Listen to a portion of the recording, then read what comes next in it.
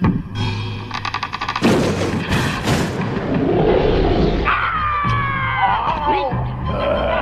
cuy, balik lagi di Lemur Film. Gimana, stok daging masih ada? Oke cuy, kali ini saya akan menceritakan alur cerita dari film yang berjudul Mr. Vampire 1 yang dirilis pada tahun 1985. Film ini bisa dibilang film legend karena sangat terkenal sekali pada era 90-an dan juga 2000-an. Kalau yang tahu berarti masa kecil kalian sangatlah bahagia cuy. Mungkin anak zaman sekarang pasti banyak yang tidak tahu, atau bahkan tidak tahu sama sekali. Film ini menceritakan tentang seorang guru dan kedua muridnya yang disuruh untuk membongkar makam. Tapi ternyata mayat tersebut hidup kembali dan berubah menjadi vampir. Ya udahlah, mending kita gaskan aja cuy ke ceritanya. Let's go.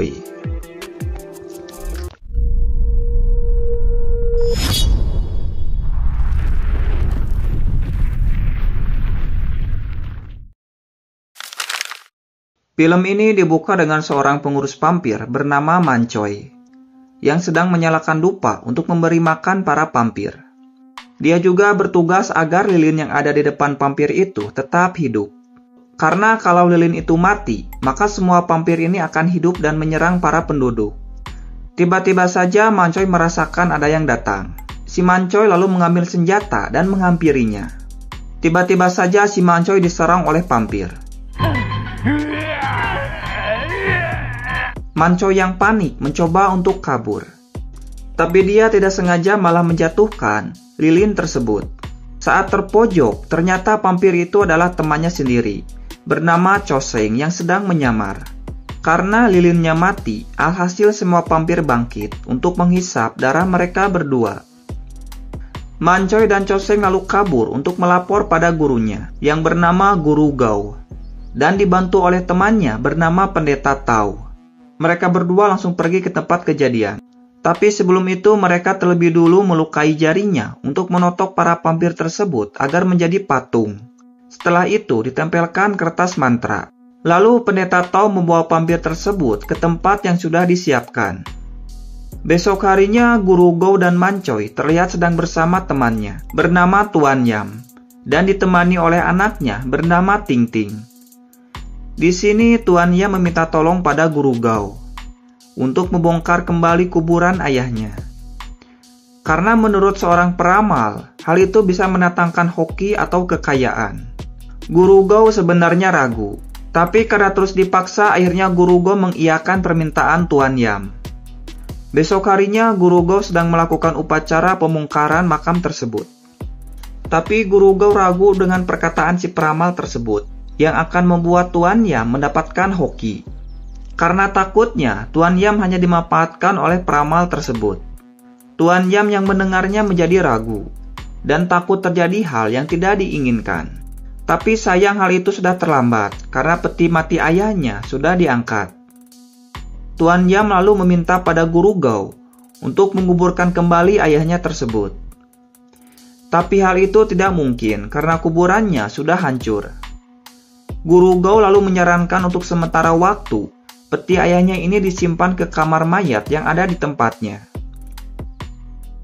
Malam harinya Guru Gao yang melihat pertanda buruk tadi siang, dia yakin kalau di keluarga Tuan Yam tidak lama lagi akan ada yang meninggal. Guru Gao lalu menyuruh muridnya untuk mengambil peralatan yang akan digunakan untuk melakukan ritual.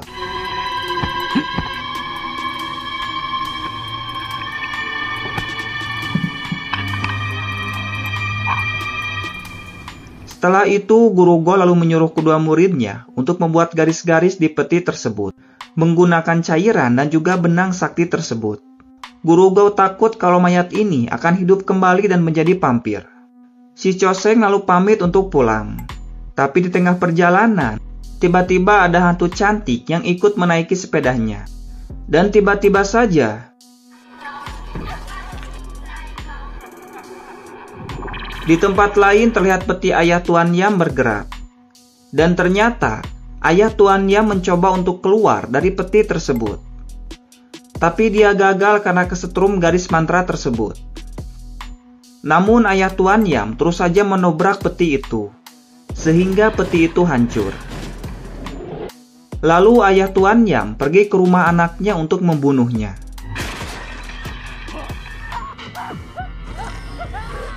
Besok paginya rumah Tuan Yam dipenuhi orang-orang dan juga polisi. Tidak lama Guru Gou dan kedua muridnya datang. Di sini Guru Gou melihat ada bekas gigitan dan juga cakaran di leher Tuan Yam. Merasa ada yang tidak beres, Guru Gou lalu menyuruh kedua muridnya untuk melihat peti ayah Tuan Yam. Guru Gou lalu menjelaskan Tuan Yam mati karena ada bekas cakaran di lehernya. Melihat jari Guru Gou berkuku panjang, kepala polisi yang bernama Wei langsung saja menuduh Guru Gou sebagai pelakunya. Lalu kedua muridnya bilang, kalau ayah Yam hilang bahkan peti matinya ikut hancur. Guru Gou lalu bilang, karena Tuan Yam matinya digigit oleh pampir, sudah dipastikan dia juga akan menjadi pampir. Guru Gou lalu menyuruh Choseng untuk membawa peralatannya ke penjara. Sedangkan Mancoy ditugaskan untuk menjaga anak Tuan Yam yaitu Ting Ting. Malam harinya Choseng melihat gurunya dimasukkan ke dalam penjara. Guru Gou lalu mengecek mayat Tuan Yam apakah sudah berubah menjadi pampir atau belum. Tapi sayang, kepalanya malah tersangkut dan kesulitan untuk keluar. Tidak lama Choseng datang dan mengeluarkan kepala gurunya yang tersangkut. Secara bersamaan Choseng melihat Tuan Yam sudah bangkit dan menjadi pampir. Guru Gou lalu menyuruh Choseng untuk menempelkan kertas mantra ke dahinya. Meskipun takut, Choseng tetap menjalankannya. Dengan susah payah, akhirnya Choseng berhasil menempelkan kertas mantra tersebut. Mendengar ada keributan, Wei dan anak buahnya lalu masuk untuk melihatnya. Choseng langsung pergi untuk bersembunyi. Tapi si Wei mengetahui kalau ada yang sedang bersembunyi. Dan kampretnya, si Wei malah mencabut kertas mantra tersebut. Saat Wei akan menghampiri Choseng, tiba-tiba saja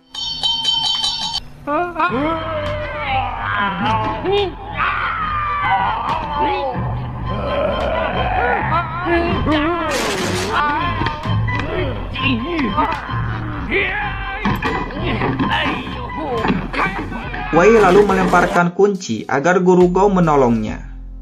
Tapi kepala Guru Gou malah tersangkut lagi. Choseng lalu menempelkan kertas mantra tersebut. Tapi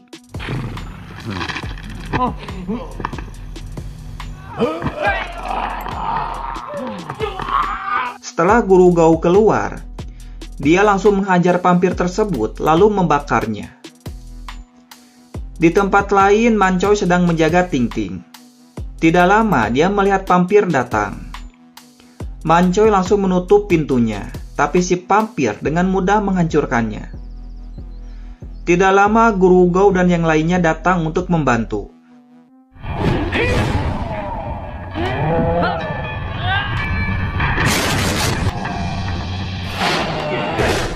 Si pampir yang dikeroyok memutuskan untuk pergi. Tapi ternyata si Mancoy tergigit oleh si pampir. Itu berarti dia akan menjadi pampir juga.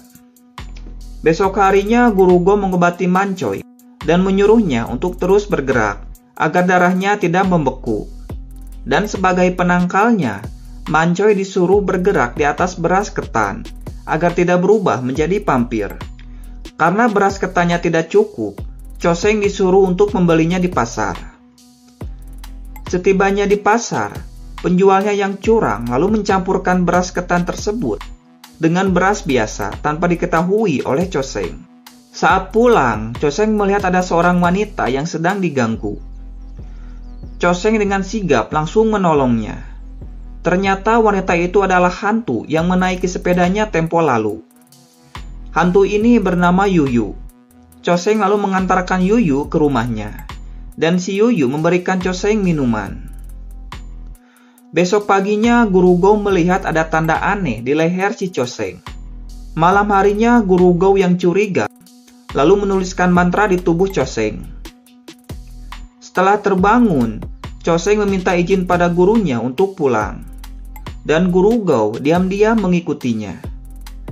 Ternyata Choseng kembali lagi ke rumah si Yuyu. Saat mereka akan berpelukan, tiba-tiba saja si Yuyu terpental.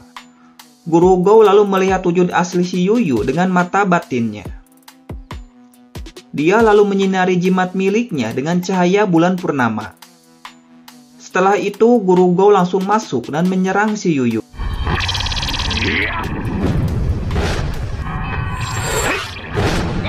Si Yuyu yang kalah lalu menghipnotis penglihatan Choseng. Alhasil, Choseng pun langsung marah, dan dia tidak sadar kalau yang dipukulnya adalah gurunya sendiri. Si Yuyu yang kalah lalu meninggalkan mereka berdua.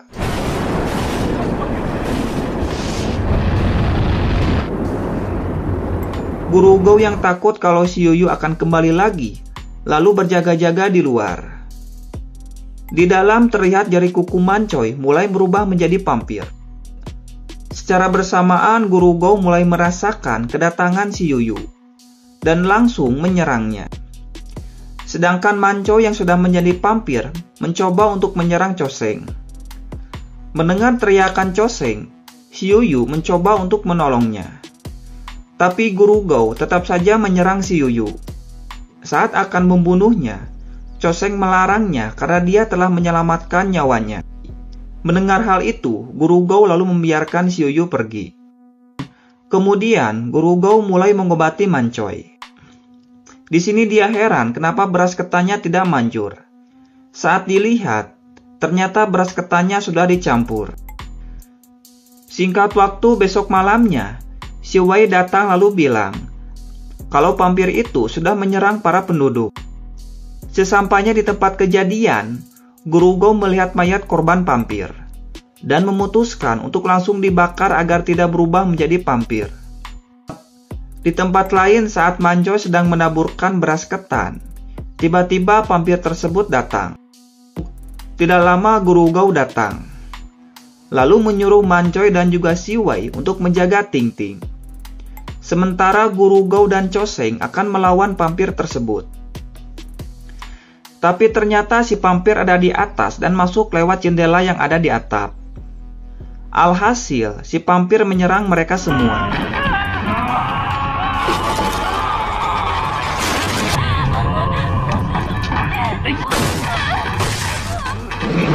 Saat Ting Ting dan Wei terpojok, tidak lama Guru Gou dan Choseng datang.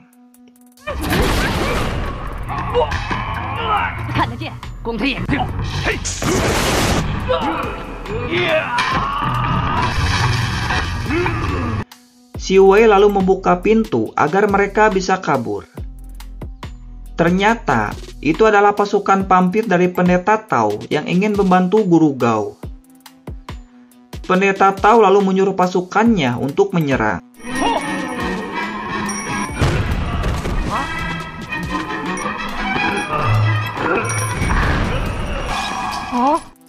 Tapi pasukannya bisa dikalahkan dengan sangat mudah. Tapi pada akhirnya pampir itu bisa dikalahkan oleh mereka bertiga.